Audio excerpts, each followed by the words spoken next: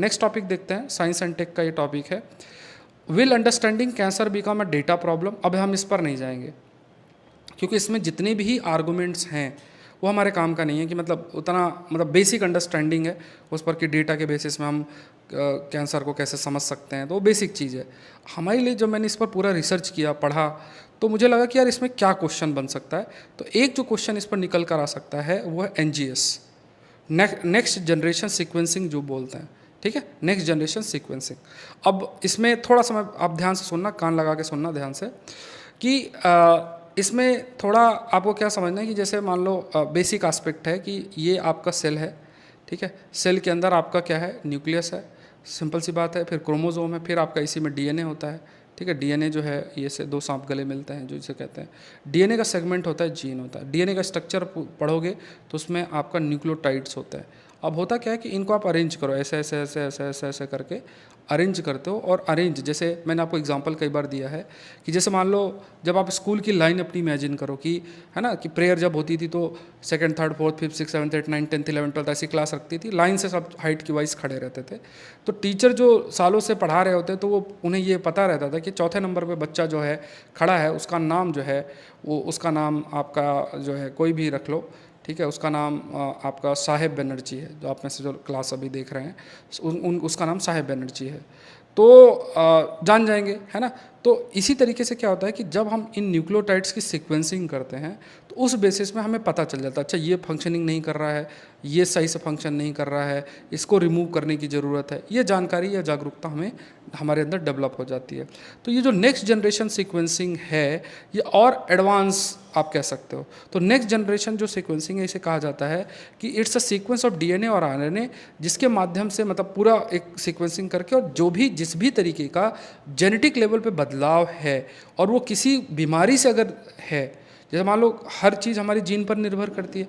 आपका नाक कैसी है, आपकी स्किन कैसी है, आपके हाथ कैसे हैं, आपकी हाइट कैसी है, आपका शरीर का स्ट्रक्चर कैसा है, ये सब कुछ किस पर निर्भर करता है, ये जीन पर निर्भर करता है। और अगर उसमें कुछ वेरिएशन हो जाए तो वो उससे कोई बीमारी हो सकती है। और उस चीज़ को अगर आपको समझना है तो और हाईली एडवांस जो एक जीनोम सीक्वेंसिंग टेक्निक है उसे बोलते हैं नेक्स्ट जनरेशन सीक्वेंसिंग। ये आपको ध्यान में रखना है। तो ये किससे रिलेटेड है, मेनली जीनोम सीक्वेंसिंग के कंटेक्स्ट से रिलेटेड है। कमर्शियल वे में 2005 में इंट्रोड्यूस भी किया गया। इसे पैरेलल सीक्वेंसिंग भी बोलते हैं या मैसिवली पैरेलल सीक्वेंसिंग भी बोलते हैं, क्योंकि बहुत सारे DNA स्ट्रैंड को एक समय में ही कई को साथ साथ में सीक्वेंसिंग किया जा सकता है। इसमें कई चीज़ें यूज़ होती हैं, जैसे है ना, मतलब कई time with traditional Sanger sequencing by capillary electro, मतलब इलेक्ट्रोफोरेसिस एक तरीका होता है सीक्वेंसिंग करने के लिए। तो आपको बस आइडिया होना चाहिए कि NGS होता क्या है, ठीक है, जो हमारे लिए एक नया साइंस एंड टेक्नोलॉजी का टॉपिक बनता है। तो जैसे मान लो जब हम इसके डिस्कस करते हैं NGS के बारे में, तो आपको पहले एक लाइब्रेरी बनानी है। लाइब्रेरी का मतलब क्या होता है, ऐसा नहीं किताबें रखनी है कि आपने पूरे DNA का लिया, उसका पूरा सीक्वेंस लिया सारा, है ना, मान लो कई स्ट्रैंड्स DNA के लिए, है ना, कई प्रकार के, मान लो एक DNA स्ट्रैंड ये है, दूसरा ये है, तीसरा ये है, तो उसको पूरा आपने रखा, एक लाइब्रेरी बना ली। फिर उसको एम्पलीफाई किया। एम्पलीफाई करने का मतलब मान लो इतना ही है और इसका साइज़ बढ़ा दिया। जैसे आपके पास मान लो मैंने अपने एग्रीकल्चर ऑप्शनल के एक पेज के नोट्स आपको दे दिए, मान लो एक पेज के नोट्स, एक पेज मैंने एक टॉपिक के एग्रीकल्चर ऑप्शनल के नोट्स आपको दे दिए। अब आपको उसको 10 लोग को देना, तो उस पेज की फ़ोटोकॉपी कराओगे और उस चीज़ को आप फ़ोटोकॉपी करा के क्या कर सकते हो कि आप 10 लोग को जो है वो दे सकते हो। सिंपल सी बात है। तो आप क्या कर रहे हो, उस चीज़ का अमाउंट आप इंक्रीज़ कर रहे हो, आप जो है उस चीज़ का अमाउंट इंक्रीज। तो एम्पलीफिकेशन का मतलब क्या होता है कि मान लो सैंपल इतना सा है, अब उस सैंपल की साइज़ को आप बढ़ा रहे हो, तो एम्पलीफिकेशन बोलते हैं। तो दूसरा एम्पलीफिकेशन होता है, फिर उसको आप सीक्वेंसिंग करोगे, सीक्वेंसिंग के बेसिस में फिर आप उसको जो है डेटा जो है वो आप निकालोगे। तो ये नेक्स्ट जनरेशन सीक्वेंसिंग जो है हम जिसे टर्म बोलते हैं, उसकी अलग अलग आपके मेथड्स हैं। अब इसका बेनिफिट सबसे ज़्यादा क्या होता है कि क्योंकि इसे पैरेलल सीक्वेंसिंग बोलते हैं, मैसिवली पैरेलल सीक्वेंसिंग बोलते हैं, तो कई सारे जो डिफरेंट DNA स्ट्रैंड्स हैं उनको आप एक साथ सीक्वेंसिंग जो है वो आप कर सकते हो। ये इसको हम जो है कहते हैं, ठीक है, ध्यान में रखना है। चलो नेक्स्ट देख लेते हैं। नेक्स्ट टॉपिक है, ये भी साइंस वाला जो पेज आया है उसी पर है। अब इस पर जितना भी ये कंटेंट है ये हमारे काम का नहीं है।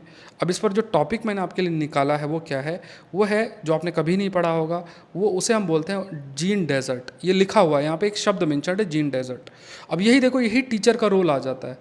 टीचर का रोल, अब मैं आपको ये गारंटी देता हूँ, पूरे यूट्यूब में सर्च कर लेना, बाद में जो सेशन होता है वो तो चलो अलग बात है, वो देख भी सकते हैं, लेकिन मान लो जो सेशन हमारा हुआ है उससे पहले अगर कोई सेशन हुआ है, पॉपुलर चैनल्स बहुत सारे हैं, आप जाके देखना, आप कहीं भी चले जाना, अगर उन्होंने एनजीएस पढ़ाया हो या जीन, हमने जो टॉपिक डिस्कस किया है ना, इसका 10 से 20% टॉपिक्स भी कवर्ड नहीं होंगे, उनके अलग ही टॉपिक होंगे कि ये जो है सरकार बनी, नीतीश कुमार ने ये शर्तें रखी, फिर वो अग्निवीर पढ़ा देंगे, इस टाइप की चीज़ें होंगी, चाहे कि आप चेक कर लो। ये मैं सिर्फ इसलिए बोल रहा हूँ कि आपका एक ट्रस्ट डेवलप हो, जो पुराने स्टूडेंट हैं they are aware about it, but जो नए स्टूडेंट्स हैं just to develop a trust, जिससे कि आप इधर उधर ज़्यादा समय वेस्ट ना करें, तो you can conclude this thing.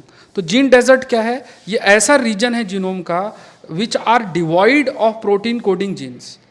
ठीक है, मतलब इसमें क्या है कि ऐसा जीनोम है, मतलब जीनोम का मतलब क्या होता है कि अगर आप सारी जो जीन्स हैं उनको अगर आप सम अप कर लो, ठीक है, जस्ट अ मिनट, अगर आप सारी जीन्स हैं उनको अगर आप सम अप कर लो तो वो आपका क्या बन जाता है, वो आपका जीन बन जाता है,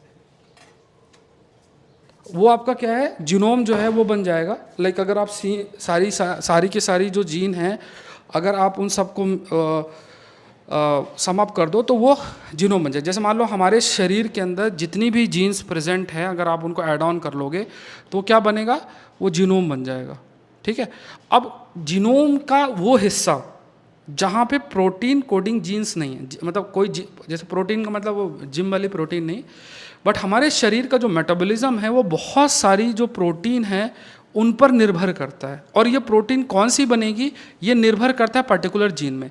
तो ऐसा जीनोम जहाँ पे प्रोटीन कोडिंग जीन प्रेजेंट नहीं है उन्हें जीन डेजर्ट बोला जाता है, मतलब कि कौन सी प्रोटीन बननी है उससे एसोसिएटेड जीन प्रेजेंट नहीं है, उसे हम जीन डेजर्ट शब्द उसके लिए इस्तेमाल करते हैं। कहा जाता है कि जो जीनोम है उसमें 25% हिस्सा आपका जो है वो जीन डेजर्ट है।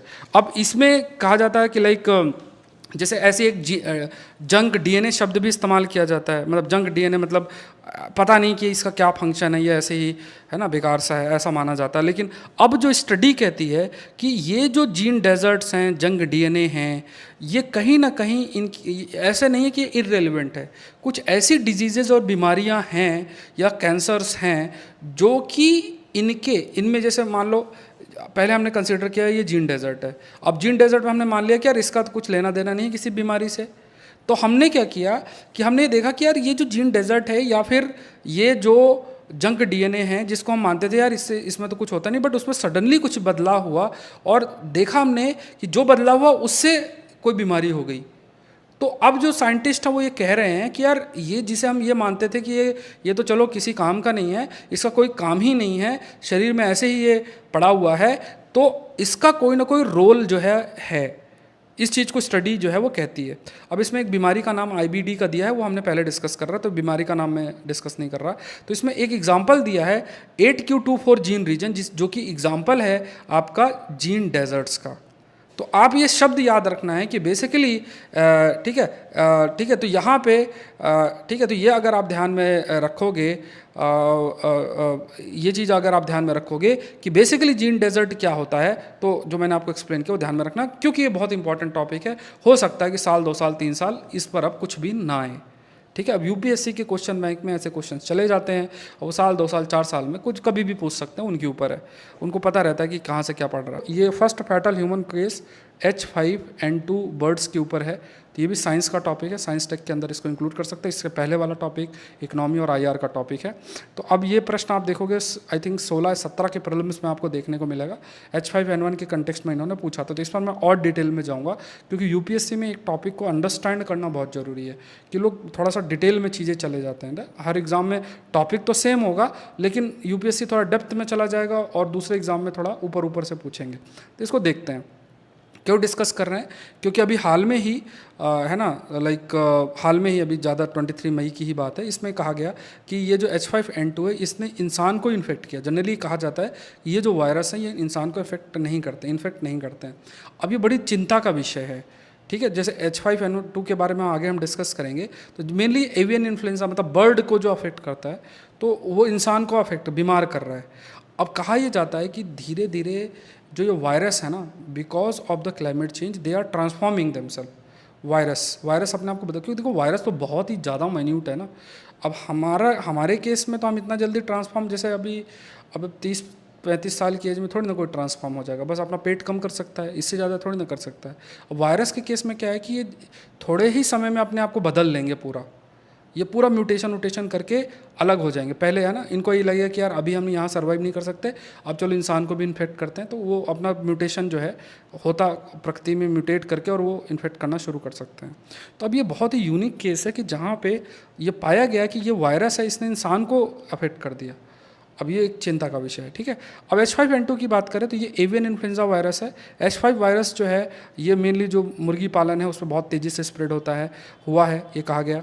अब इसका जो एवियन इन्फ्लुएंजा है इसके कई सारे they have caused outbreak in human, जैसे H1 और H3।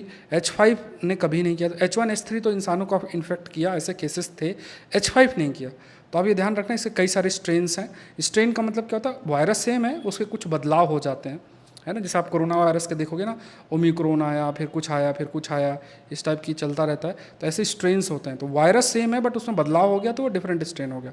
तो जो वायरस है ये दो तरीके से क्लासीफाई होते हैं बेस्ड ऑन द प्रोटीन, उनके सरफेस में कौन सी प्रोटीन है ना, उसके ऊपर जो प्रोटीन है ना कौन सी है, तो उस बेसिस में उनका क्लासिफिकेशन जो है वो आपका होता है, ठीक है। जैसे मान लो क्रिकेटर के सर पे हेलमेट होता है ना, तो अगर क्रिकेटर के सर के हेलमेट के ऊपर जो फ्लैग लगा है उसके बेसिस में पता चल जाएगा, देख के बता दोगे कि ये क्रिकेटर किस देश का है। तो अब इसी तरीके से जो वायरस होता है उसके ऊपर जो प्रोटीन होता है उसके बेसिस में उसका नेचर पता चलता है। और ये जो प्रोटीन है सरफेस में प्रेजेंट, इसको बोलते हैं हीमाग्लूटिनिन बोलते हैं या H बोलते हैं, जिसका एक बहुत इंपॉर्टेंट रोल होता है कि किस तरीके से वो सेल को इन्फेक्ट कर सकता है। और दूसरी जो प्रोटीन होती है उसका नाम होता है न्यूरामिनिडेज। अब आप देखो यहाँ पे एक अगर H5N1 H2 ऐसे, तो यहाँ हमने क्या देखा, H और N क्या है, ये प्रोटीन्स है। एक है हीमाग्लूटिनिन और दूसरा है न्यूराएमिनिडाइज करके है। अब ये क्या है कि इसमें H जो प्रोटीन है ये बेसिकली वायरस को हेल्प करती है कि सेल को इन्फेक्ट कर दे, ठीक है, हमला कर दो सेल पे और उसको बीमार कर दो। न्यूरामिडेज की अगर बात करो तो ये वायरस को फैलने में मदद करती है। और दोनों ही कंबाइन होके और फिर अलग अलग जो है बनाते हैं, तो वो है ना H5N2 या अलग अलग क्राइटेरिया जो है वो बन जाता है। मतलब इन्हीं प्रोटीन में जो भी चेंजेस होंगे उस बेसिस में ये सेम वायरस के अलग अलग स्ट्रेन्स जो हैं वो बनते जाते हैं। तो बस ये भी आपको ध्यान में रखना कि यह पूछा जा सकता है ये दो प्रोटीन, अगर आपको याद हो कोरोना वायरस के केस में ACE2 के बारे में पूछा हुआ था ना UPSC के प्रीलिम्स में, रिसेंटली न्यूज़ में हमने डिस्कस किया था। तो इसी तरीके से यहाँ से भी प्रश्न आपको खींच सकते हैं। ये आप सौरभ पांडे UPSC.com वेबसाइट पर जाओगे तो आपको लिंक मिल जाएगा, या फिर डिस्क्रिप्शन बॉक्स में भी लिंक है, या सौरभ पांडे CSE ऐप में भी आपको लिंक मिल जाएगा। चलो क्वेश्चन ये दूसरा टॉपिक देखते हैं। With bad news for Cassini, is dark matter main rival theory dead. अब इसमें देखो इसमें आर्गूमेंट्स बहुत सारे दिए गए हैं, बहुत ही टेक्निकल आर्गूमेंट्स हैं मॉन्ड हाइपोथेसिस को लेके, बट उतने टेक्निकल आर्गूमेंट पे हम लोग नहीं जाएंगे। हम कुछ नयापन जो इसके अंदर है वो जानेंगे जो हमारे लिए है। एक तो ये जो मॉन्ड वाला एस्पेक्ट है वो डिस्कस करेंगे, क्या होता है। एटलीस्ट मान लो आपसे पूछा जाए, क्योंकि इतना डेप्थ में नहीं जाएंगे ये, कि अगर आपसे पूछा रिसेंटली ये न्यूज़ में था तो ये क्या है, तो बस एक एसोसिएशन इसका पता होना चाहिए कि ये कहता क्या है। बहुत डिटेल में नहीं जाना, क्योंकि इसमें कोई मेंस का प्रश्न नहीं बनेगा, और अगर प्रीलिम्स का प्रश्न बनेगा तो ऊपर से ही पूछेगा। फिर हम लोग डिस्कस करेंगे कैसिनी के बारे में, कैसिनी के बारे में क्या है। फिर we will discuss about this concept of dark matter. Dark matter का जो कंसेप्ट है इसके बारे में हम लोग डिस्कस करेंगे। तो ये तीन चीज़ें हैं that we are going to discuss, इस टॉपिक के अंदर हम लोग ये डिस्कस करेंगे। तो let's see the first aspect. पहला क्या है, MOND for modified Newtonian dynamics की अगर बात करें तो देखो ये मॉडिफाइड न्यूटोनियन डायनेमिक्स या मॉन्ड शब्द जो बात किया जाए तो 1983 में एक फिजिसिस्ट हैं मिलग्रॉम हैं, इन्होंने जो रिसर्च की थी और उन्होंने ये प्रेजेंट किया था, इस डायनेमिक को सामने रखा। इसको शॉर्ट में मिलग्रोमियम डायनेमिक्स भी बोलते हैं। और इन्होंने बहुत सारी चीज़ें हैं, जैसे मान लो कि जो जो न्यूटन का लॉ ऑफ ग्रेविटी है, जैसे अगर आपने पढ़ा होगा ना न्यूटन की लॉ ऑफ ग्रेविटी है, या मोशन है, जब कोई चीज़ मूव करती है, ख़ास तौर से यूनिवर्स के अंदर कोई चीज़ मूव करती है, या जो ग्रेविटी प्रेजेंट है, तो बेसिकली अगर कुछ बदलाव होता है तो क्या ये जो न्यूटन लॉ ऑफ ग्रेविटी है, मोशन है, इस पर भी it should be changed in regime of very low acceleration. Acceleration का मतलब क्या होता है, जैसे दो शब्द आप लोग को पता होगा, जैसे कोई चीज़ मूव करती है तो हम टेक्निकली अगर मान लो स्पीड है, कोई चीज़ मूव कर रही है विथ अ डायरेक्शन, मूव कर रही है विथ अ डायरेक्शन, जैसे मान लो आप मूव कर रहे हो विथ अ डायरेक्शन, तो अगर स्पीड विथ डायरेक्शन है तो उसके लिए जो शब्द हम यूज़ करते हैं वेलोसिटी, और अगर वेलोसिटी में बदलाव होता है तो उसे हम क्या कहते हैं, एक्सेलरेशन कहते हैं। ठीक है, बहुत ही आसान भाषा में मैंने आपको बताया। तो जैसे मान लो कोई प्लैनेट है, स्टार है, कुछ भी यूनिवर्स के अंदर मूव कर रहा है, वो लो एक्सेलरेशन पे मूव कर रहा है, मतलब वेलोसिटी में उसके जो बदलाव है बहुत ही लो है, बट वो मूव कर रहा है। क्या ऐसी स्थिति में जो न्यूटन की लॉ ऑफ ग्रेविटी और मोशन है उस पर बदलाव होना चाहिए कि नहीं होना चाहिए? और कई सारी चीज़ें हैं जो गैलेक्सी की रोटेशन कर, जो गैलेक्सी जो मूव करती है, कैसे रोटेट करती है, उसका जो कर्व फॉर्मेशन आपका होता है, ऐसे बहुत सारी चीज़। तो इन सब बातों पर चर्चा मॉन्ड हाइपोथेसिस के अंदर या मॉन्ड मिलग्रोमियम डायनेमिक्स के अंदर आपकी हाईलाइट की गई है। तो बस आपको इतना जानना है कि ये जो हाइपोथेसिस है, या आप कह सकते हैं कि ये जो डायनेमिक्स जिसे हम कहते हैं मॉडिफाइड न्यूटोनियन डायनेमिक्स, ये कहीं ना कहीं एक तरीके से न्यूटन के जो लॉ ऑफ ग्रेविटी और मोशन है उसको थोड़ा सा मॉडिफाई करके देखती है कुछ स्पेसिफिक कंडीशंस पर। ये आपको इतना आइडिया होना चाहिए। और ये भी आपको याद रखना है कि इसके पीछे जो रीज़न हाईलाइट किया गया है, वो रीज़न क्या है, that basically is a aspect of a dark matter. तो आपको आइडिया होना चाहिए कि अच्छा डार्क मैटर क्या है, वो आगे हम डिस्कस करेंगे। बट अगर आपसे ये पूछा जाए कि रिसेंटली मॉन्ड न्यूज़ में था तो ये क्या है, तो बेसिक पॉइंट्स आपको माइंड में एकदम क्लियर होना चाहिए। अब देखते हैं डार्क मैटर क्या है। तो डार्क मैटर का जो कंसेप्ट है ये यूनिवर्स से रिलेटेड, और इसमें कई चीज़ें की गई हैं। कहा गया कि यूनिवर्स के अंदर जैसे मान लो जब देखा जाता है तो जैसे ये आप देख सकते हो, ये जो जैसे पूरा ब्लैक ब्लैक सारा दिख रहा है, तो पूरा का पूरा यूनिवर्स है। जैसे आप ये मानो कि एक ग्लास लो, उस ग्लास में 2 नींबू रख दो। ठीक है, एक ग्लास लो, उस ग्लास में आपने 2 नींबू रख दिए। अब ग्लास में 2 नींबू रख दिए तो पूरी ग्लास का जो स्पेस है, पूरी ग्लास का जो स्पेस है, तो हमें हमें हम ऐसा नहीं कह सकते कि पूरी ग्लास के स्पेस सिर्फ 2 नींबू कवर करते हैं। जो 2 नींबू हैं या लेमन हैं वो तो स्पेस कवर करते हैं, लेकिन उसके अलावा भी ऐसी बहुत सारी चीज़ें हैं जो इनविजिबल हैं, जो हमें नहीं दिख रही हैं। तो इसी तरीके से यूनिवर्स में आपके स्टार्स हैं, प्लैनेट्स हैं, गैलेक्सीज़ हैं, जो हमें जो लाइट एमिट करती हैं हम उसको देख सकते हैं, एक्सपीरियंस कर सकते हैं और कंक्लूड कर सकते हैं कि हाँ कुछ ना कुछ तो है। लेकिन कुछ इनविजिबल सब्सटेंस भी यूनिवर्स के अंदर प्रेजेंट है। ये जो इनविजिबल सब्सटेंस है, जो कि लगभग 27% यूनिवर्स के मास और एनर्जी के लिए रिस्पॉन्सिबल हैं, ये कहीं ना कहीं वी कैन से मतलब इनके बारे में ज़्यादा ज्ञान नहीं है, और इन्हें जो टर्म इनके लिए इस्तेमाल किया गया है वो है डार्क मैटर। अब ये डार्क क्यों होते हैं? बिकॉज जनरली अगर देखा जाए कि ये जो डार्क मैटर हैं, ये डार्क मैटर लाइट को रिफ्लेक्ट नहीं करते। कोई भी चीज़ अगर लाइट को रिफ्लेक्ट करेगी तो उसको हम देख सकते हैं। ये लाइट को एकदम से एब्जॉर्ब कर लेते हैं। तो यहाँ पे क्या है, ना ये मतलब ये आप याद रखना कि ना ही लाइट को एमिट करते हैं, ना एब्जॉर्ब करते हैं, ना रिफ्लेक्ट करते हैं। इसलिए ये इसको हम डिटेक्ट नहीं कर सकते हैं, ये आप समझना। क्योंकि हम इसको स्टडी नहीं मतलब इसको अगर हम टेलीस्कोप के माध्यम से या जैसा भी हम देखना चाहते हैं इन डार्क मैटर्स को, तो हम नहीं देख सकते। जैसे एक कमरा है, अब आपने क्या किया, कमरे के अंदर घुस गए, एकदम से लाइट चली गई। तो जब लाइट थी तो आप देख सकते थे कि भाई टेबल रखी है, बेड रखा है, चेयर रखी है, एसी लगा है, ये सब आप देख सकते थे। लेकिन अगर लाइट चली जाए, अंधेरा पूरा हो जाए, आपको कुछ नहीं दिख रहा है। क्यों नहीं दिख रहा है? क्योंकि लाइट का बिल्कुल प्रेजेंस नहीं है। लाइट ही विजिबिलिटी का एक बहुत बड़ा सोर्स है। तो यूनिवर्स के अंदर भी ऐसे जो मैटर आप कह सकते हैं सब्सटेंस प्रेजेंट हैं, जो कि रिस्पॉन्सिबल हैं यूनिवर्स के मास और एनर्जी के लिए, बट लाइट को ना ही वो एमिट करते हैं, ना एब्जॉर्ब करते हैं, या ना ही रिफ्लेक्ट करते हैं। इस वजह से हम उसको डिटेक्ट नहीं कर सकते हैं, तो उसको हम डिटेक्ट नहीं कर सकते हैं। तो ये कहीं ना कहीं वी कैन से, इसको कई तरीके से हम शब्द यूज़ करते हैं, एंड डार्क मैटर टर्म हम यूज़ करते हैं। और कहा यह जाता है कि ये कंसिस्ट होते हैं कुछ पार्टिकल्स को, उन पार्टिकल्स को बोला जाता है नॉन बैरियोनिक पार्टिकल्स। तो नॉन बैरियोनिक पार्टिकल्स हैं, and it does not interact with electromagnetic forces. Its gravitational influence plays a crucial role in shaping the large scale structuring of the cosmos. And dark matter पर काफ़ी अधिक आपका study भी की जाती है। तो आपको ये याद रखना है कि ये जो स्पेसिफिक पार्टिकल्स होते हैं जिन्हें हम नॉन बैरियोनिक पार्टिकल्स बोलते हैं, ये इंटरेक्ट नहीं करेंगे किसी भी इलेक्ट्रोमैग्नेटिक फोर्सेस से। इलेक्ट्रोमैग्नेटिक मतलब है ना कि यहाँ पे इलेक्ट्रोमैग्नेटिक रेडिएशंस हो गए, जैसे बहुत चीज़ आ जाती है, एक्सरे, यूवी रेज, बहुत सारी चीज़ें आपकी जो आ जाती हैं, तो उनसे किसी भी प्रकार का इसका इंटरेक्शन नहीं होता है। और इसका एक महत्वपूर्ण रोल होता है बहुत ही महत्वपूर्ण रोल होता है जो आपका कॉस्मॉस है, यूनिवर्स है, उसको शेप करने में।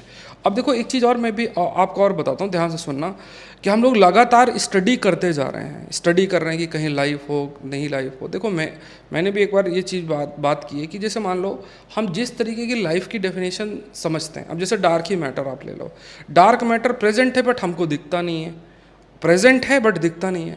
तो क्या ऐसा हो सकता है, आप भी अपना ओपिनियन दो, कि लाइफ प्रेजेंट है पर हम उसे ऑब्जर्व नहीं कर सकते? क्योंकि देखो इंसानी मशीनरी, जो हमारा माइंड है, इंसान है, जो ह्यूमन बीइंग की अगर हम बात करें तो, या कोई भी इंस्ट्रूमेंट है, तो हमने ये मान रखा है कि एक पर्टिकुलर मास है, वो मास है, वो ये एनर्जी कैरी करता है, लाइट को एब्जॉर्ब एमिट कुछ करेगा, तो उसकी वजह से हम उसको देख सकते हैं। बट क्या ये पॉसिबिलिटी है कि कोई चीज़ प्रेजेंट हो जिसको हम, जैसे डार्क मैटर को इनविजिबल सब्सटेंस है, तो लाइफ की कंपोनेंट जिसे हमने डिफाइन किया वो भी इनविजिबल कंपोनेंट हो जिसे हम ऑब्जर्व न कर सकें? ये भी पॉसिबल आपका हो सकता है, जिसे हम ढूंढने की कोशिश कर रहे हैं कि लाइफ का मतलब वो जो हमारे जैसा हो। बट ऐसा भी हो सकता है कि डिफरेंट सेट ऑफ लाइफ हो जो हम ऑब्जर्व ना कर सकें, और उसका जो फॉर्मेशन ऐसे पार्टिकल से हो जो नॉन बायोनिक पार्टिकल्स आपके प्रेजेंट हो। ठीक है, तो ये पार्टिकल्स के बारे में मैंने ऑलरेडी आपसे डिस्कस किया है, और जैसे है ना, जैसे एटॉमिक क्लॉक के बारे में डिस्कस किया था मई के महीने में, इससे पहले भी डिस्कस कर रखा है। ऐसे टॉपिक CDS के एग्जाम में इस बार आए भी हुए हैं, अगर आप गो थ्रू होंगे। तो अब कैसनी की बात करें तो ये क्या है, ये कैसनी जो आपका लॉन्च किया गया था, ये सैटर्न के चक्कर लगा रहा है ये, और जो सैटर्न में जो गैस जाइंट, मतलब जो डिफरेंट पार्टिकल्स और चीज़ें प्रेजेंट है सैटर्न के अंदर, उसको ऑब्जर्व करने का काम है।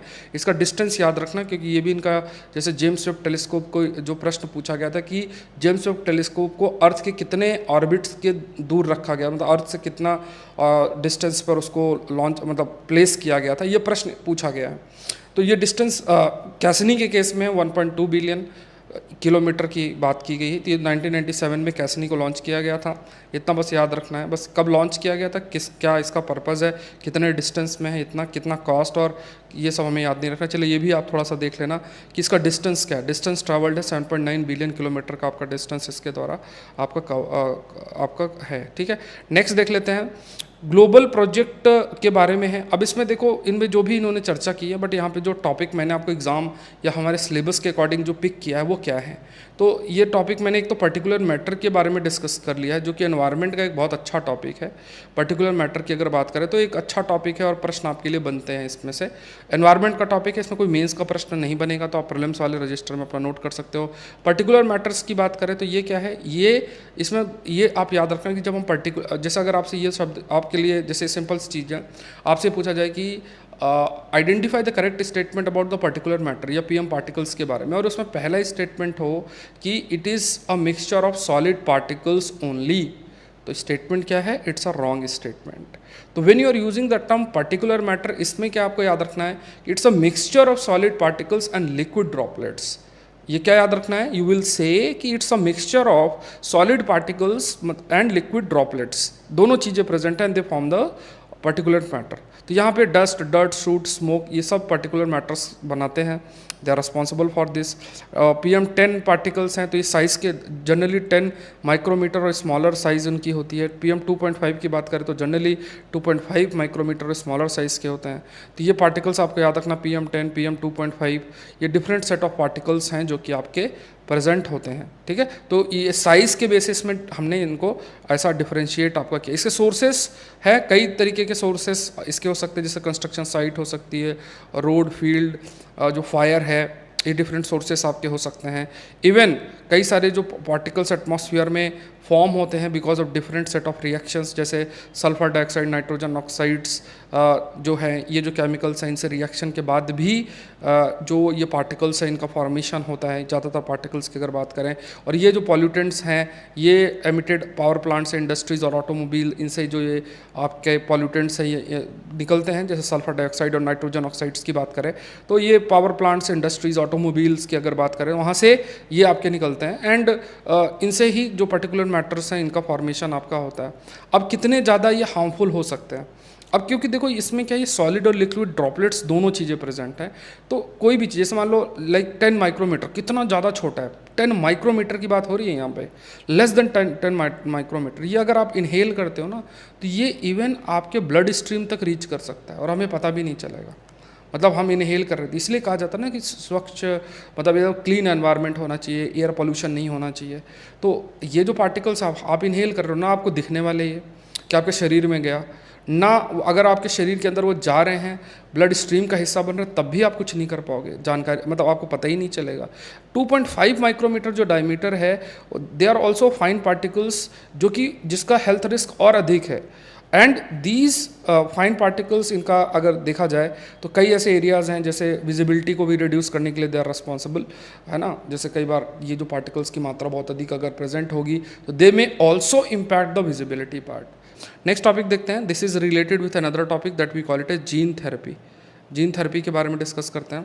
This is also a very important topic, ये भी साइंस एंड टेक का टॉपिक है। और जैसा मैंने आपको कहा कि आज के अभी न्यूज़पेपर में मात्र अगर आप सर्च करोगे ना, तो जो टॉपिक्स ज़्यादातर आ रहे हैं वो सब वो अभी इलेक्शन से रिलेटेड है, तो वो हमारे काम का नहीं। अगर कोई कंसेप्चुअल टॉपिक इमर्ज होगा तो वो हम लोग डिस्कस कर लेंगे, नॉट एन इशू, ठीक है। बट अभी क्योंकि देखो ये हमारे सिलेबस से रिलेटेड है, जीन थेरेपी हमें पता होना चाहिए, सब टॉपिक्स हमें पता होना चाहिए, तो यहाँ पे इसको डिस्कस कर लेते हैं। तो जीन थेरेपी थोड़ा इस डायग्राम से आप समझो, ठीक है। पहली चीज़ तो आप जीन थेरेपी के लोकेशन को समझो, जीन का लोकेशन क्या होता है, जीन प्रेजेंट कहाँ होता है। जैसे कोई भी लिविंग ऑर्गेनिज्म है, ध्यान समझना कि कोई भी लिविंग ऑर्गेनिज्म में किससे बना होता है, सेल से बना होता है। सेल्स के अंदर क्या होता है, न्यूक्लियस होता है। न्यूक्लियस के अंदर क्या प्रेजेंट है, आपका डीएनए, डीएनए का सेगमेंट क्या है, जीन प्रेजेंट है, ठीक है। तो ये जीन्स आपकी प्रेजेंट। अब जीन क्या है, जैसे मान लो इंसान की बात किया जाए तो हमारा हाइट कैसी है, हमारा बॉडी स्ट्रक्चर कैसा है, हमारे स्किन का कलर कैसा, हमारे हेयर कैसे, हमारी नोज़ कैसी है, हर चीज़ जीन डिफाइन करती है। मतलब जीन से ही हर चीज़ डिफाइन होती है। तो कई बार मान लो सपोज करो कोई जीन फंक्शन नहीं कर रही है, अगर फंक्शन नहीं कर रही तो उससे कई बीमारियां हो सकती है, तो ऐसी जीन को हम जेनेटिक डिजीजेस कहते हैं। मान लो ऐसे कोई नॉर्मल बीमारी होती है, वायरस बैक्टीरिया, तो आप दवा खा के ठीक हो सकते हो, लेकिन अगर जेनेटिक लेवल पे कोई बीमारी है तो उसको आप दवा खा के ठीक नहीं कर सकते हो। वो जो जीन रिस्पॉन्सिबल है, वो जीन जो माल फंक्शन कर रही है, उसको आपको रिमूव करना पड़ेगा। तो जब आप उसको रिमूव करोगे, जब जेनेटिक लेवल पे ट्रीटमेंट करोगे, तो वो अंडर जीन थेरेपी के उसमें कंसिडर किया जाता है। जैसे आप इस डायग्राम में देखो कि इसमें जो सेल, इस सेल में एक जीन है जो कि फंक्शन नहीं कर रही है। जैसे मान लो ये है, इसमें जीन प्रेजेंट है जो फंक्शन नहीं कर रही। तो आपने क्या किया कि इसको मतलब कई टेक्नोलॉजीज़ होती हैं, CRISPR-Cas9 टेक्नोलॉजी, ऐसे बहुत सारी टेक्नोलॉजीज़ होती हैं। तो नॉन फंक्शनल को रिमूव करके फंक्शनल को इंट्रोड्यूस कर दिया। अब क्या है, ये सेल नॉर्मली फंक्शन करने लग जाएगा।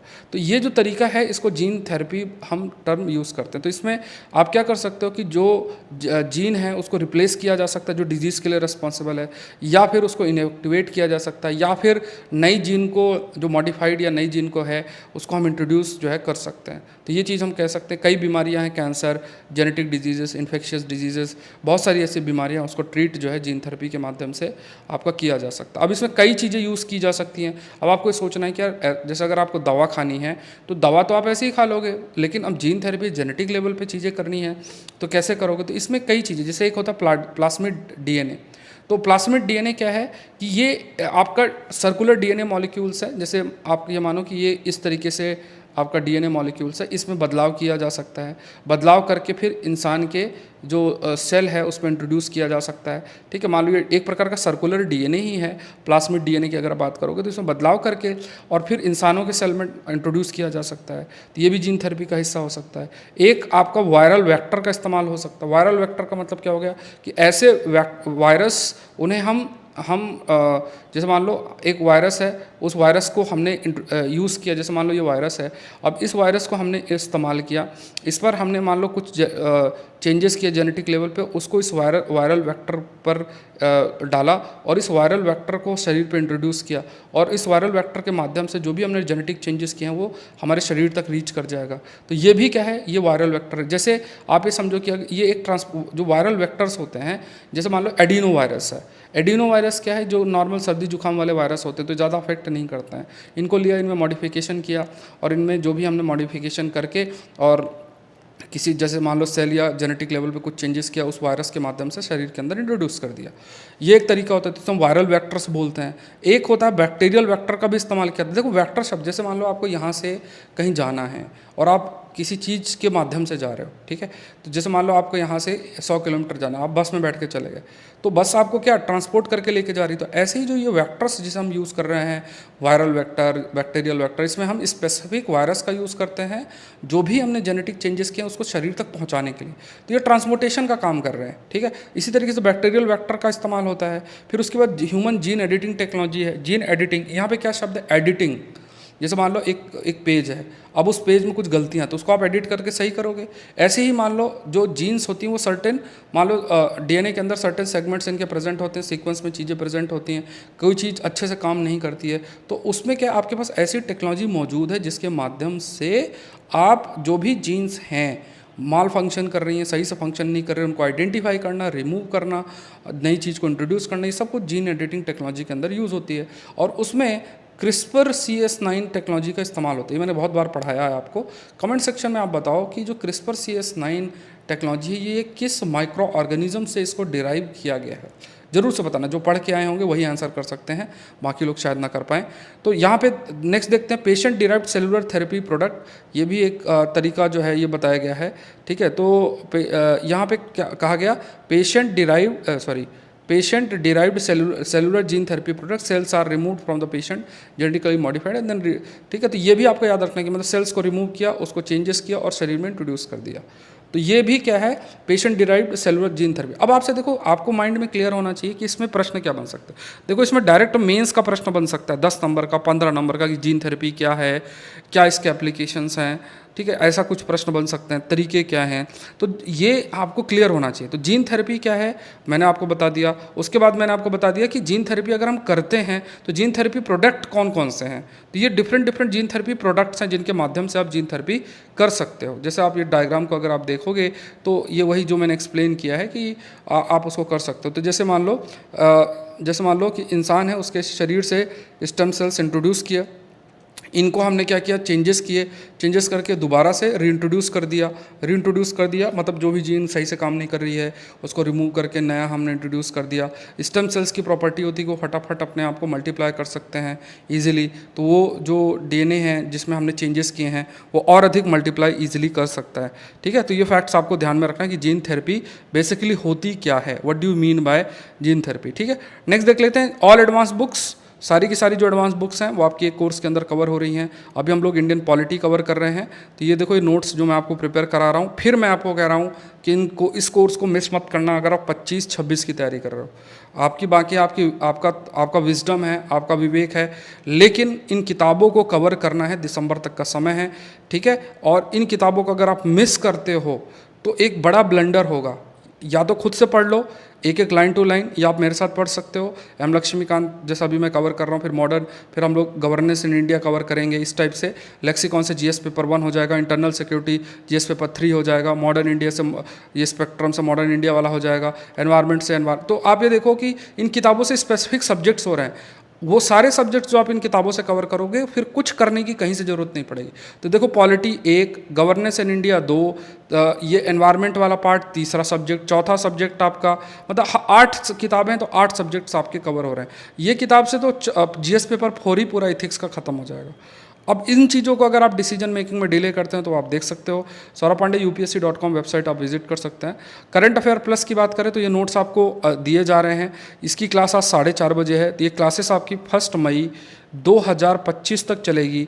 प्रीलिम्स और मेंस दोनों के कोर्सेज कंटेंट इसमें कवर हो रहे हैं। अब देखो ये टॉपिक्स में अभी हम लोग डिस्कस करेंगे आज की क्लास में। फेज थेरेपी क्या होती है, सरगासम का स्प्रेड है, स्लॉथिंग कोल्ड फ्रंट है, ह्यूमरल सेल मीडिएटेड टेक्नोलॉजी है, तो इस टाइप के बहुत सारे, बायोटर्बेशन क्या होता है, सोलर ऑर्बिटर मिशन क्या, ये सब टॉपिक्स हमने कवर किए हैं लास्ट करंट अफेयर प्लस की क्लास में। तो प्रीलिम्स और मेंस दोनों कंटेंट इसमें कवर होते हैं, इसको भी मिस मत करना। दोनों का कॉम्बो अवेलेबल है, दोनों में बाय नाउ के ऑप्शन को क्लिक करोगे या नंबर आप याद रखो, आप मुझे मैसेज कर सकते हो, अमाउंट 1000 से रिड्यूस हो जाएगा, ठीक है। एग्रीकल्चर ऑप्शनल हम लोग 1 जुलाई से स्टार्ट कर रहे हैं, इसको भी मिस मत करना। इसकी डिटेल वीडियो मैं आपके लिए क्रिएट कर दूंगा, तो आप देख लेना एक बार। सौरभ पांडे CSE ऐप आप लोग डाउनलोड कर सकते हो। बाकी अपकमिंग कोर्सेज भी बहुत सारे हैं, इनके आप ये देख सकते हो। The bacteria that writes new genes to cope with infection. अब यहाँ पे ठीक है, तो यहाँ पे एक तो जिस बैक्टीरिया का नाम मेंशन किया गया है, तो यहाँ पे उस बैक्टीरिया का नाम अगर आप चाहो तो देख लो। ऑल्दो मैंने जो इससे टॉपिक निकाला है वो है रिवर्स ट्रांसक्रिप्टेस का कंसेप्ट है, आरटी शब्द जिसके लिए यूज़ होता है। लेकिन अब इसमें स्पेसिफिकली एक बैक्टीरिया का नाम है, चाहो तो आप यहाँ पे अभी लिख सकते हो, that is Klebsiella pneumoniae bacteria. And इसमें एक टर्म और भी है, एक टर्म मेंशनड है that we call it as bacteriophage. ठीक है, there is another term that is called as bacteriophage. तो बैक्टीरियोफाज है, ठीक है, ये एक कंसेप्ट है। मुझे कमेंट सेक्शन बताओ क्या है। इसमें थोड़ा सा मैं आपको हिंट दे देता हूँ कि bacteriophage are basically related with like है ना वायरस एंड बैक्टीरिया कॉम्बिनेशन, मतलब एक दूसरे को इन्फेक्ट करता है और बैक्टीरियोफाज का फॉर्मेशन होता है। इस पर मैंने कई बार चर्चा कर रखी है बैक्टीरियोफाज के बारे में, तो आप कमेंट सेक्शन में जो है बता सकते हो कि बैक्टीरियोफाज क्या है। अगर नहीं आता है तो मुझे फिर बताना, हम लोग इसको डिस्कस कर लेंगे। अब यहाँ पे जो टॉपिक निकल कर आया है, जो कि यूपीएससी कंटेक्स्ट में जो हमें आइडिया होना चाहिए, क्योंकि बहुत ऐसा स्पेसिफिक ये डिटेल में नहीं जाते हैं कि स्पेसिफिक बैक्टीरिया के बारे में ये पूछ रहे हैं, लेकिन जो कंसेप्ट पर चर्चा हुई है वो है रिवर्स ट्रांसक्रिप्टेस। तो ये डायग्राम के माध्यम से आपको ईजिली समझ में आ जाएगा। पहली चीज़ क्या है कि मान लो आपका जेनेटिक मटेरियल है, जेनेटिक मटेरियल है जैसे हम इंसान हैं या कोई भी लिविंग ऑर्गेनिज्म है, उनकी अगर जेनेटिक मटेरियल की बात करो तो एक तो डीएनए हो गया, और जो कई वायरस की अगर बात करें तो वायरस में भी जेनेटिक मटेरियल डीएनए हो सकता है, वायरस बैक्टीरिया में, और जो आपके कई वायरस आरएनए बेस्ड भी हो सकते हैं। तो जनरली आप जब मेटाबॉलिज्म को समझोगे, तो जब जैसे हमारे शरीर के मेटाबॉलिज्म को भी समझोगे, तो डीएनए से आरएनए बनता है, तो इस प्रोसेस को ट्रांसक्रिप्शन बोलते हैं। और जब आरएनए से डीएनए बनता है तो उसे बोलते हैं रिवर्स ट्रांसक्रिप्शन। तो ये शब्द याद रखना कि जब डीएनए से आरएनए बनता है उसको ट्रांसक्रिप्शन बोलते हैं, और अगर आरएनए से डीएनए बने तो उसे रिवर्स ट्रांसक्रिप्शन बोलते हैं। और जो एंजाइम, मतलब आप ये मानो कि जो फैसिलिटेट करता है इस प्रोसेस को, जिसके माध्यम से आरएनए से डीएनए बन रहा है, तो वो जो एंजाइम है उसका नाम रिवर्स ट्रांसक्रिप्शन है। ठीक है, तो ये टर्म्स आपको क्लियर होना चाहिए। अगर आप क्लास 12 की बायो की किताब पढ़ोगे, जैसे क्लास 12 की जो बायो किताब है उसमें सब मेंशन्ड है। तो यहाँ से डीएनए से आरएनए जो बनता है उसे ट्रांसक्रिप्शन बोलते हैं, आरएनए से डीएनए बनता है उसे रिवर्स ट्रांसक्रिप्शन बोलते हैं, आरएनए से प्रोटीन बनता है उसको ट्रांसलेशन बोलते हैं। ठीक है, आरएनए से प्रोटीन जो बनता है उसे क्या बोलते हैं, ट्रांसलेशन बोलते हैं। तो ये टर्म आपको याद रखने हैं, ये इंपॉर्टेंट है। मुझे कमेंट सेक्शन में आप बताओ कि what is the role of mRNA, बहुत इंपॉर्टेंट है। और ऐसे प्रश्न, जैसे पिछली बार भी एक प्रश्न जो है सैटेलाइट डीएनए, ऐसा कुछ प्रश्न जो है वो पूछा हुआ था, तो इसी पर न्यूज़पेपर में ही आया था, हमने डिस्कशन भी किया हुआ था। तो एमआरएनए, आप बताओ कि एमआरएनए जो है उसका एक रोल क्या होता है। अगर आपने सही से पढ़ा होगा तो आप इस चीज़ को हाईलाइट कर सकते हो। ठीक है, तो ये थोड़ा सा ध्यान में रखना है। तो यहाँ पे कई सारी चीज़ें हैं, मतलब जैसे कहा गया कि रिवर्स ट्रांसक्रिप्शन के बेसिस में जो जेनेटिक इवोल्यूशन है, वायरल रेजिस्टेंस है, उसको हम जान सकते हैं। मतलब क्या हुआ कि किस तरीके से वायरस इवॉल्व होते हैं, किस तरीके से जो रेजिस्टेंस है दवा के प्रति वो डेवलप करते हैं, तो इसको हम जान सकते हैं through the reverse transcriptase. Reverse transcriptase के माध्यम से जो भी जेनेटिक मटेरियल है, ठीक है, जैसे अगर आप कोरोना वायरस के समय आप देखोगे एक डायग्नोस्टिक टूल चलता था, मतलब अगर किसी को सार्स या कोरोना की बीमारी है कि नहीं है तो आरटी-पीसीआर टेस्ट कहते थे। उसमें आरटी क्या था, रिवर्स ट्रांसक्रिप्शन था। और उसमें क्या होता था कि वो जेनेटिक सैंपल, मतलब जो सैंपल है उस सैंपल में से मान लो वायरस जो है प्रेजेंट है, उससे उसका जेनेटिक मटेरियल निकाला जाता था और फिर उसको दोबारा से डीएनए में कन्वर्ट किया जाता था। तो वो रिवर्स ट्रांसक्रिप्टेस मेथड जो है वो अपनाया जाता था। तो यहाँ पे क्या है कि वो जो जेनेटिक मटेरियल है, उस जेनेटिक मटेरियल को निकाल के, मान लो आरएनए है, आरएनए को आपने यूज़ किया और उससे डीएनए बनाया, और इस डीएनए का जो सैंपल है इसको एम्पलीफाई किया, मतलब इसके अमाउंट को इंक्रीज़ किया, और फिर इसको स्टडी किया। उस बेसिस में you are concluding this thing कि अच्छा वायरस में इतना, मतलब लाइक उसकी प्रॉपर्टी, अच्छा इसका जेनेटिक लेवल में इस प्रकार से इवोल्यूशन हुआ है, ये जो है रेजिस्टेंस इस वजह से इसने डेवलप किया है।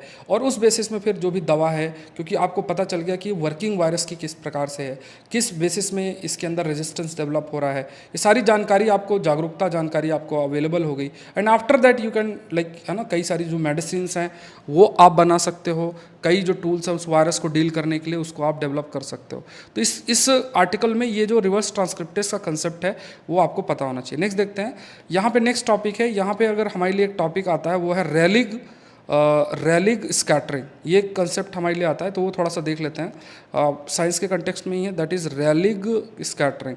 आज के पूरे न्यूज़पेपर में फिर मैं कहता हूँ कि इलेक्शन रिजल्ट आए हैं, तो वो थोड़ा सा आपको देखना है, मतलब देखना नहीं है, मतलब वो तो आप देख ही चुके हो न्यूज़पेपर में, मतलब वो हमें हमारे काम का नहीं कि हम उसके नोट्स बनाएं। अभी जो टॉपिक्स निकल कर आए हैं वो डिस्कस कर रहे हैं, ठीक है। तो अभी साइंस का special issue Monday to Friday आता है, तो उसको करना ही है, डिस्कस करना ही है। उसके अलावा आईआर के भी टॉपिक्स हमने अभी पहला टॉपिक डिस्कस कर लिया है। अब देखो रैलिग स्कैटरिंग का मतलब क्या है, इसको समझो। जब स्कैटरिंग शब्द है ना, तो इस डायग्राम से बहुत आसानी से समझ जाओगे। तो यहाँ पे आप देखो कि यहाँ से कोई लाइट है, सपोज करो लाइट है ना, ये इंसिडेंट हो रही है इस एटम के पार्टिकल्स पे, मतलब लाइट इस पर फोकस कर रही है। अब किसी चीज़ को जैसे मान लो आपने ऐसे फोकस किया, मतलब लाइट इस पर फॉल करती है, तो जनरली उसका रास्ता सीधा होना चाहिए। अब ये क्या है, इस टाइप से स्कैटर्ड हो गई, इसका डायरेक्शन चेंज हो गया, इसका पाथ क्या है, चेंज हुआ।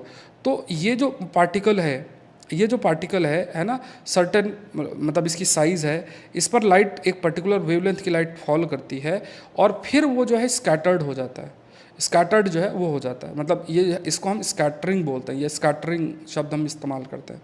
तो ये जो प्रोसेस है इसको हम रैलिग स्कैटरिंग शब्द भी जो है बोलते हैं। लाइक जो रैलिग स्कैटर्ड फोटॉन्स है, they are typically emitted in the forward direction fairly close to the trajectory of the incident photon.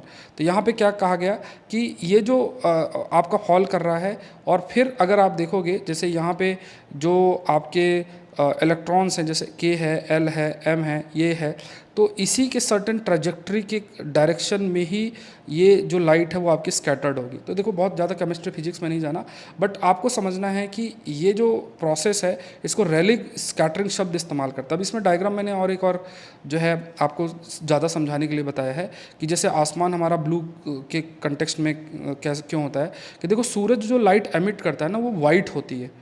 सूरज के द्वारा जो लाइट एमिट की जाती है वो क्या होती है, वाइट लाइट होती है, और उस वाइट लाइट में यू हैव डिफरेंट कलर्स, ठीक है। आप में से कई बच्चे नए होंगे, थोड़ा सा पेशेंस रखना है।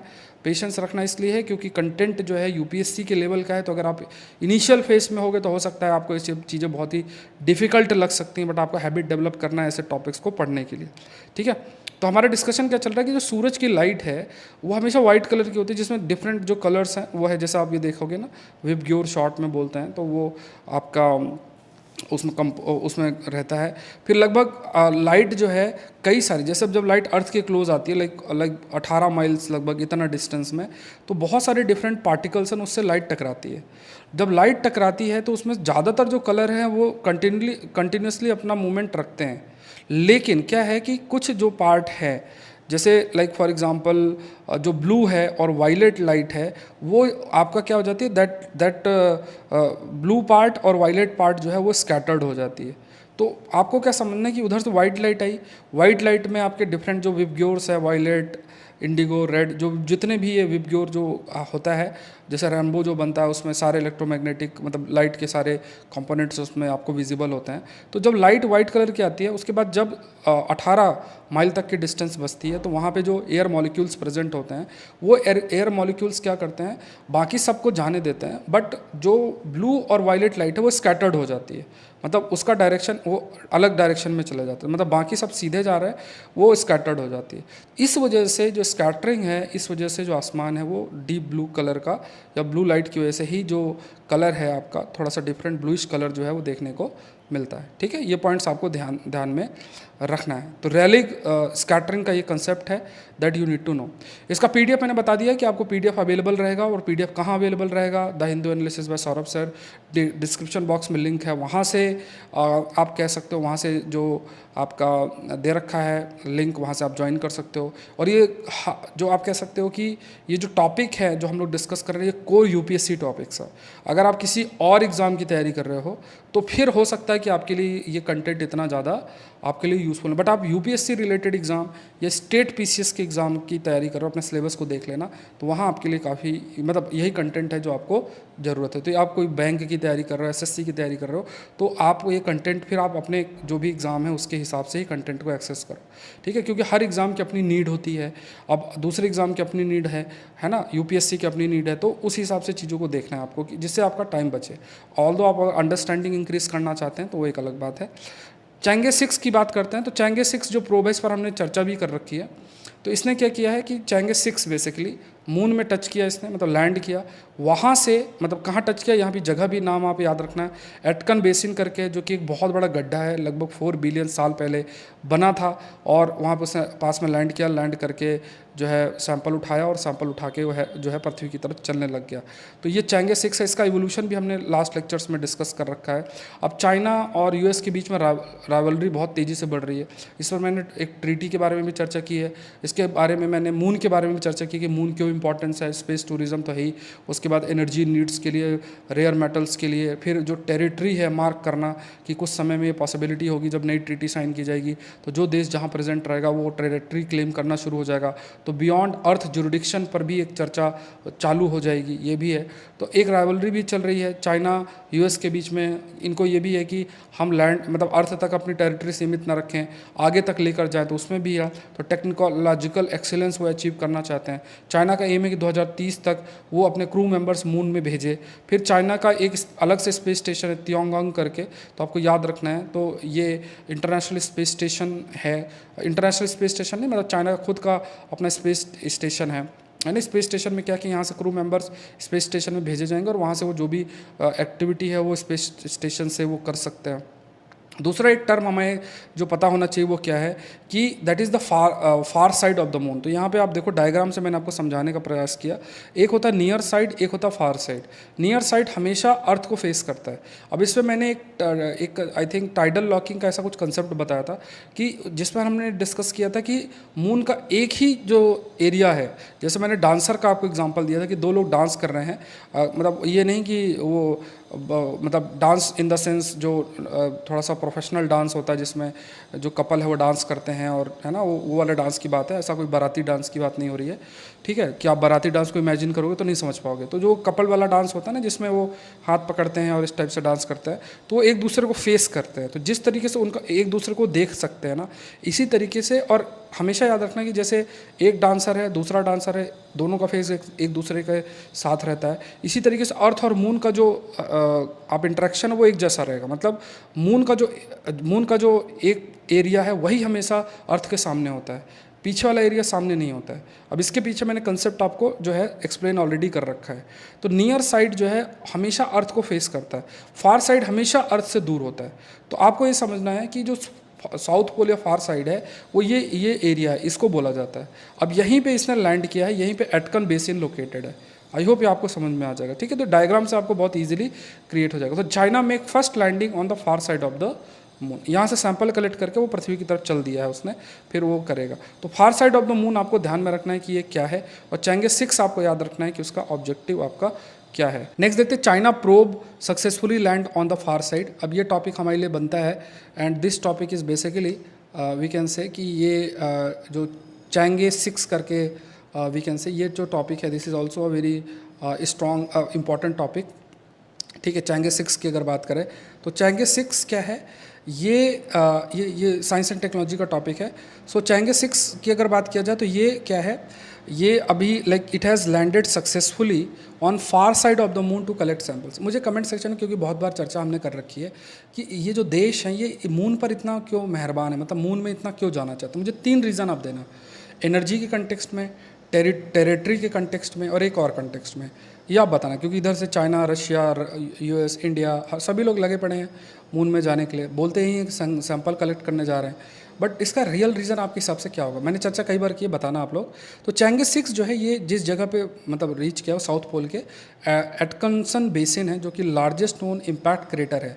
क्रेटर मतलब बहुत बड़ा गड्ढा है, ठीक है। कहा जाता है कि लार्जेस्ट इम्पैक्ट मतलब एक कुछ चीज़ उससे टकराई होगी और उससे बहुत बड़ा एक गड्ढा क्रिएट हो गया सोलर सिस्टम के अंदर, तो उस चीज़ को ये ऑब्जर्व करेगा। चैंगे 6 जो है उस चीज़ वहीं पे इसने लैंड किया। तो चैंगे 6 के लाइक ये किसके द्वारा लॉन्च किया गया, चाइना के द्वारा, मतलब चाइना का नेशनल स्पेस एडमिनिस्ट्रेशन है उसके द्वारा। इसके कई सारे गोल्स हैं, जैसे पहली बार इसको जो है मून के ऑर्बिट में रखा गया था, तो उसका नाम रखा गया था चैंगे 1। फिर उसके बाद आपका चैंगे 2 2010 में, सेकेंड फेज़ के अंदर लैंड करने की बात की गई थी तो चैंगे 3 2013 में, उसको एकम्प्लिश किया गया। फिर आपका चैंगे 4 आया 2019 में, फिर उसके बाद सैंपल को कलेक्ट करने की बात की गई तो उसके लिए चैंगे 5 2020 में, और फिर चैंगे 6 को जो है उसने लैंड आपका किया है। तो धीरे धीरे फिर वो साउथ पोल तक रीच करना चाहते हैं, ये सारी चीज़ें हैं। फिर धीरे धीरे ये भी कहा जाता है कि जो क्रू मेंबर्स हैं उनको भी ले जाया जाएगा मून में। तो ये इस प्रकार से चैंगे की सीरीज़ है आपकी, अलग अलग जो चाइना की जो स्पेस एडमिनिस्ट्रेशन है, जैसे हमारा इसरो है, इस तरीके से चाइना का भी एक नेशनल एडमिनिस्ट्रेशन, मतलब जो उनकी स्पेस को देखता है उसके द्वारा ये आपका लॉन्च किया गया है। ठीक है, थोड़ा सा मैं इन्फॉर्म कर देता हूँ, इसका नेक्स्ट टॉपिक देखेंगे। कंप्लीट एग्रीकल्चर ऑप्शनल 1 जुलाई से शुरू हो रहा है, तो इसको प्लीज़ मिस मत करना, है ना। तो हम लोग सितंबर सेकेंड वीक तक इस पूरे के पूरे जो है ऑप्शनल को ख़त्म कर लेंगे। आईएएस का भी आपका इसमें कवर हो जाएगा, इंडियन फॉरेस्ट सर्विस का सिलेबस भी कवर हो जाएगा। एक साथ 2 एग्ज़ाम के लिए ऑप्शनल आपका एलिजिबल है। नेक्स्ट देखते हैं जीका वायरस, इस पर मैंने बहुत चर्चा कर रखी है। ठीक है, जीका वायरस की बात करें तो इसके कुछ फैक्ट्स आप याद कर लेना। जीका वायरस, पहली चीज़ तो आप याद रखो कि किसकी वजह से होता है, एडीज़ मॉस्किटोज़ की वजह से होता है। वायरल इन्फेक्शन वायरस की वजह से होता है, मच्छर काटने से होता है, एडीज़ मॉस्किटो से है। वैक्सीन इसके लिए इतनी अवेलेबल नहीं है, अभी चेक कर लेना अभी लेटेस्ट आई है कि नहीं। अगर होता है प्रेगनेंसी के दौरान तो बच्चा उसको माइक्रोसेफेली हो सकता है, मतलब जो बॉडी स्ट्रक्चर और डिफॉर्म्ड हो सकता है, ये पॉसिबल आपका बन सकता है। पहली बार ये 1947 में युगांडा में आइडेंटिफाई किया गया है। धीरे धीरे इसका आउटब्रेक अलग अलग जगहों में इंक्रीज़ आपका होता चला गया काल लिया आपके लिए। तो यहाँ पे टॉपिक है आपका, जैसे इन्फ्लेमेटरी बोवेल डिजीज़ क्या होता है। तो ये 2 तरीके के होता है, एक होता है क्रॉहन्स डिजीज़, एक होता है अल्सरेटिव डिजीज़। तो ये जो क्रॉहन डिजीज़ है, ये जो डाइजेस्टिव ट्रैक्ट, हमारा जो पेट है, it can affect any part of the digestive tract, mouth से लेके पूरा एनस तक का जो रीजन है, तो उसको ये अफेक्ट कर सकता है। और इसमें जैसे ये पूरा जो रीजन है, जैसे जहाँ से आप खाना खाते हो और फिर नीचे तक पूरा जाता है, तो वहाँ पे सूजन टाइप आ जाता है, ये एक रहता है। और it can also like it can spread deep into the layers of the affected tissues. अगर आप देखोगे ना, जैसे ये टिश्यूज़ हैं, इनके अंदर तक ये डिजीज़ फैल जाता है, सूजन टाइप पूरी फैल जाती है, इसे क्रॉहन्स डिजीज़ बोलते हैं। और इसी तरीके से एक टॉपिक, एक और जो ये टॉपिक है, जिसे मतलब एक टाइप है इन्फ्लेमेटरी बोवेल डिजीज़ का, दैट इज़ अल्सरेटिव कोलाइटिस करके हम बोलते हैं। तो अल्सरेटिव कोलाइटिस जो है वो इनर लाइनिंग जो है, जो आपका कोलन और रेक्टम जो इंटेस्टाइन का हिस्सा है, उसके अंदरूनी जो लाइनिंग है उसको अफेक्ट करता है। तो ये 2 तरीके से आपके होते हैं, एक क्रॉहन डिजीज़ जिसे हम कहते हैं और एक अल्सरेटिव डिजीज़ कहते हैं। बच्चों में जिनका इम्यून सिस्टम काफ़ी वीक होता है, they are very much like they are prone to this disease and, है ना। जैसे मान लो कोई भी ऐसा वायरस है, बैक्टीरिया है, जिनकी इम्यून सिस्टम वीक है, तो they are like they will be affected by these disease. So जिनका इम्यून सिस्टम वीक है, they will be affected by this disease that we call it as IBD। तो इसके बारे में थोड़ा सी जानकारी आपको रखना है। तो अब इस पर काफ़ी सारी स्टडी भी की जा रही है, कि जेनेटिक एस्पेक्ट की स्टडी की जा रही है, कि जैसे मान लो जेनेटिक लेवल पे स्टडी की जा रही है कि एक इंडिविजुअल है फैमिली के, उनको ये बीमारी हुई है तो नेक्स्ट जनरेशन वाले को भी हो सकती है। तो ये सब जेनेटिक स्टडीज़ आपकी की जाती हैं, बट अभी हमें सिर्फ IBD क्या है इसके बारे में जानकारी। नेक्स्ट देखो, इकोनॉमी के पेज में एक टॉपिक जो मैंने आपके लिए निकाला है, that is global AI chips revenue will grow 33%। ये आपकी रिपोर्ट है। अब देखो, AI बेस्ड टॉपिक पर बहुत डिफरेंट टॉपिक, मतलब आप ये मानो कि AI एक ऐसा एरिया है जहाँ पे आपको निबंध लिखने को आ सकता है। GS पेपर 2 और GS पेपर 3 में भी अच्छा प्रश्न बन सकता है, किसी भी लेवल पे लिंक करके प्रश्न बन सकता है। गवर्नेंस से रिलेटेड AI गवर्नेंस पर प्रश्न आ सकता है। आपका जो मतलब चैलेंजेस हैं, बहुत सारे इथिकल एस्पेक्ट पे भी प्रश्न आ सकता है। GS पेपर 4 में बहुत बढ़िया प्रश्न बन सकता है। तो AI एक थीम आपको देता है, मैंने हर एक थीम पर डिस्कशन अलग अलग तरीके से कर रखा है। तो आपको क्या है, अपने नोट्स को रिवाइज करना अच्छे तरीके से और अपने सिलेबस को सामने रखना है, और just try to connect things. ठीक है, चीज़ों को कनेक्ट करने का प्रयास करो, सिलेबस के हर एक जो आयाम है उससे आप कनेक्ट करने का जो है वो प्रयास करोगे। थॉट प्रोसेस जो है आपको डेवलप करना है धीरे धीरे। ठीक है, तो धीरे धीरे आप जब डेवलप करोगे तो ये आयाम है अलग अलग, जो आर्टिफिशियल इंटेलिजेंस के जो डिफरेंट आयाम्स हैं उसको आप समझ सकते हैं।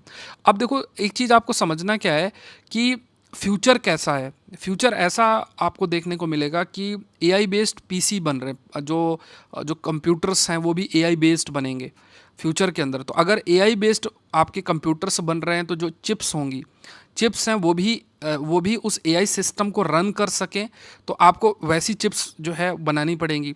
जो एआई बेस्ड सिस्टम को रन कर सके। जैसे मान लो एआई सिस्टम है और ये पूरा उसका पीसी है, पर्सनल कंप्यूटर जिसे हम कह सकते हैं, या आप लैपटॉप ले लो, कंप्यूटर ले लो, कुछ भी कह सकते हैं, वो एआई बेस्ड है।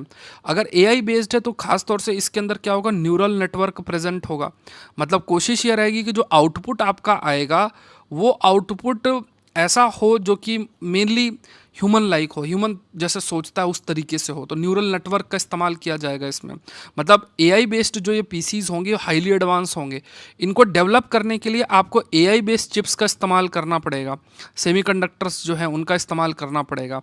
अब ये बहुत बड़ी इंडस्ट्री बनेगी, ये आगे चल के बहुत बड़ी इंडस्ट्री बनेगी। मतलब आज के लैपटॉप कंप्यूटर्स के अंदर जो चिप्स इस्तेमाल हो रही बड़ी बड़ी, वो यूज़फुल नहीं होंगी, क्योंकि एआई बेस्ड जो सिस्टम है या पीसीज हैं उनमें जो नए नए तरीके क्योंकि फंक्शन कैसे करेगा, इन चिप्स के माध्यम से ही सारी चीज़ें होंगी। इसी में सॉफ्टवेयर बर्न होंगे, इसी में जो है कोडिंग होगी, डायरेक्शन कंप्यूटर को दिया जाएगा, वो सारे चिप्स जो हैं वो उसी के माध्यम से सारी चीज़ें की जाती हैं। अब ये जो चिप्स हैं इनको नए तरीके से, नए सोफिस्टिकेटेड तरीके से जो है इनको डेवलप करना, तो फ्यूचर के अंदर क्या है कि ये एक बहुत बड़ा मार्केट बनेगा। जो एआई बेस्ड सेमीकंडक्टर चिप्स हैं ये एक बहुत बड़ा मार्केट बनेगा। इससे जो रेवेन्यू है वो भी लगभग 71 बिलियन 2024 तक ही इमेजिन किया जा रहा है। आप सोचो, और ये लगभग 33% राइज किया है 2023 से, अगर इसको कंपेयर किया जा सके। जनरेटिव एआई, ये भी इसका डिमांड लगातार बढ़ता जा रहा है और इस वजह से लगातार जो एआई चिप्स का डिमांड है वो भी लगातार बढ़ता जा रहा है। तो आप खुद सोचो कि फ्यूचर जनरेशन, मतलब जैसे मान लो आज हम अपने यूथ को इस एरिया में स्किल प्रोवाइड करते हैं, तो धीरे धीरे क्या है कि इन एरियाज़ में अगर किसी के पास स्किल है तो हमारे पास ह्यूमन रिसोर्स भी हम डेवलप कर सकते हैं।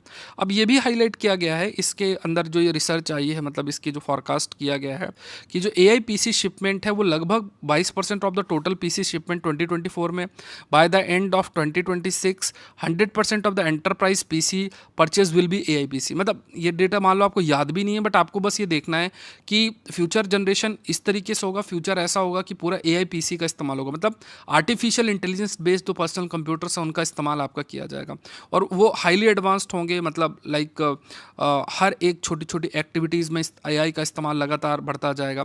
जैसे कई स्टडी कहती है ना, जैसे आप इस चीज़ को कई जगह कोट भी कर सकते हो, कहा जाता है कि एआई जो है अगर उसका इस्तेमाल बहुत अधिक बढ़ेगा तो इससे जॉब का लॉस होगा।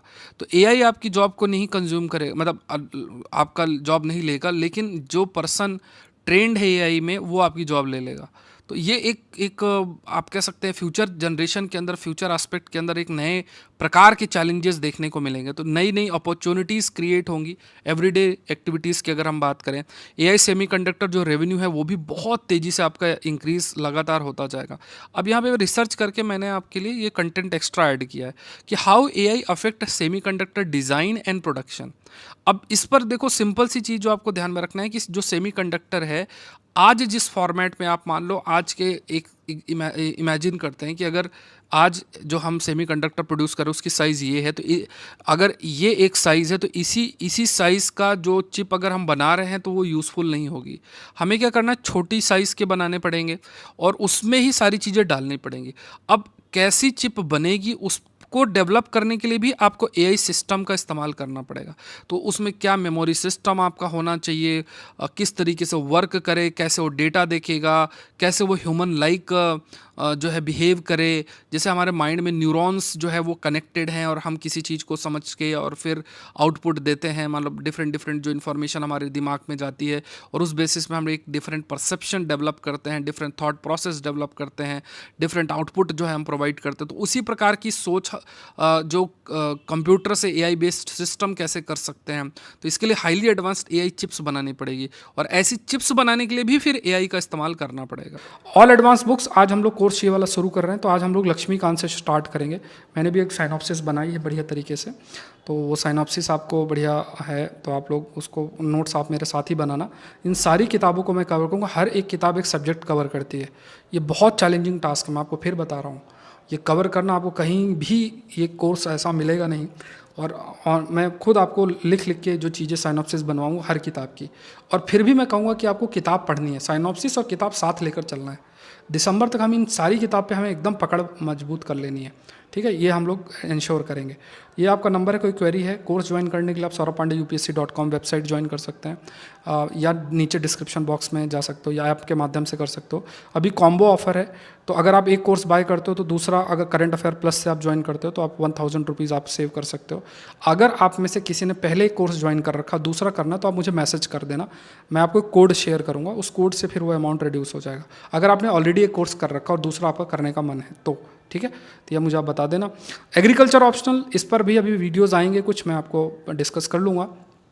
अल्टीमेट ऑप्शनल है, ये 1 जुलाई से हम लोग शुरू करेंगे, इसको भी सितंबर सेकंड वीक तक ख़त्म कर लेंगे, लाइव क्लासेस होंगी। एग्रीकल्चर ऑप्शनल बढ़िया तरीके से कवर हो जाएगा। तो आपके पास इंस्टॉलमेंट ऑप्शन भी है, आप इंस्टॉलमेंट ऑप्शन के माध्यम से भी पे कर सकते हैं। और एग्रीकल्चर ये ऑप्शनल है, मैं आपको फिर कहता हूँ, ऑप्शनल पर आपका सिलेक्शन बहुत निर्भर करता है, बहुत अच्छा चांस है 300+ स्कोर करने का। एक बार सिलेबस उठा के देखना, सिलेबस टू द पॉइंट अगर आप करके जाते हो, और नोट्स भी मैंने आपको दिखाए हुए हैं कि देखो ये क्लास नोट्स हैं, इस टाइप के नोट्स जैसे ही आप ज्वाइन करोगे, अगर अभी ज्वाइन कर लेते हो तो ये क्लास नोट्स तुरंत आपको मेल कर दिया जाएगा। तो आप 1 जुलाई से पहले एक रीडिंग मार लो इन सबको, तो बढ़िया आपका कवरेज हो जाएगा, ठीक है। तो ये सब चीज़ें हैं। बाकी आप करंट अफेयर प्लस में तो आपको ये माइंड मैप्स आपको दिए जा रहे हैं। इसके अलावा अगर आप देखो तो अभी जो कल क्लास हुई थी, तो देखो मैंने जो टॉपिक्स आपको कवर कराए हैं, तो सरगासम के बारे में डिस्कस किया था, ये अभी हम लोग को डिस्कस करना है। ह्यूमरल इम्यूनिटी है, ठीक है। ये आपके जो करंट अफेयर प्लस की क्लास है, बायोटर्बेशन है, ठीक है। ये सब टॉपिक्स हैं जो हिंदू में नहीं आते। बायोटर्बेशन का टॉपिक है, ये टॉपिक है, ये सारे टॉपिक्स में आपको हॉकिंग रेडिएशन है, ये अभी हमें नेक्स्ट क्लास में डिस्कस करेंगे। सोडियम एयर बैटरी, कल हमने जो डिस्कस किया था सी अर्किन के बारे में डिस्कस किया था, हार्बर पोर्पोइस के बारे में डिस्कस किया था। उसके बाद हमने डिस्कस किया था कि अटलांटिक ओशन में क्यों हरिकेन्स बहुत अधिक हैं। फिर एक हमने डिस्कस किया था ब्राज़ीलियन सिराडो करके डिस्कस किया था। फिर एक टॉपिक डिस्कस किया था दैट इज़ एडी क्या होते हैं, कोल्ड वार्म कोर एडीज़ क्या होते हैं, कोल्ड कोर एडीज़ क्या होते हैं। तो देखो कंटेंट की क्वालिटी हाई है, तो थोड़ा सा इनमें मेहनत भी लगती है, तो आप ज्वाइन कर सकते हैं करंट अफेयर प्लस को। तो वो साथ में प्रीलिम्स के लिए तो अब समय नहीं है कि मैं आपको कहूँ कि आप कोई कोर्स करें, बट अगर समय हो तो एक तो एग्रीकल्चर कर लेना और एडवांस टॉपिक्स और आईआर, ये 3 चीज़ें आप चाहो तो एक बार फटाफट वीडियो देख सकते हो। बाकी कोई मत करना, बिकॉज PT 730 आप नहीं कर पाओगे 17 दिन के अंदर। तो आपने जहाँ से भी जो भी पढ़ा है उसको रिवाइज कर लेना, ठीक है। कोई क्वेरी है तो नंबर आप याद रखना। और अपकमिंग कोर्सेज हैं, जल्द से जल्द नए कोर्सेज भी लॉन्च हो जाएंगे, तो वो भी है आपके लिए। हाँ, एग्रीकल्चर ऑप्शनल अगर आप ज्वाइन करते हैं तो आप जितने भी कोर्सेज हैं दूसरे, उसमें आप ऐड ऑन हो जाएंगे, ठीक है। अगर आपने पहले से कोई कोर्स ज्वाइन कर रखा तो वो फिर अमाउंट आपको मैं रिड्यूस आपका हो जाएगा, ठीक है। तो ये एग्रीकल्चर ऑप्शनल का एक बेनिफिट आपके लिए है। तो ये नंबर है। मेंस का क्वेश्चन देख लो, self knowledge turns to ash, all actions of duality on your mind and brings you inner peace. सोच के लिखना, मज़ा आएगा लिखने में, लिखने की आदत डालो। देखो लिखने में ना एंजॉय किया करो। अब मैंने आपको एक आंसर दिखाया, अब जिन्होंने भी लिखा है तो आप देखो उन्होंने मेहनत की है, वो जो एक समय बिताया उन्होंने 30-35 मिनट उस आंसर को लिखने में, तो उनका एक थॉट प्रोसेस की रिस्ट्रक्चरिंग हुई। तो हमेशा लिखने की हैबिट डालो, एक डायरी बना सकते हो, उसमें अपने थॉट लिखने की आदत डालो। देखो इस एग्ज़ाम में सबसे ज़रूरी चीज़ लिखना है। बाकी अगर आपको लिखना आता है ना, तो उसके बाद फिर थोड़े बहुत कंटेंट आपको ऐड ऑन कर लेना है।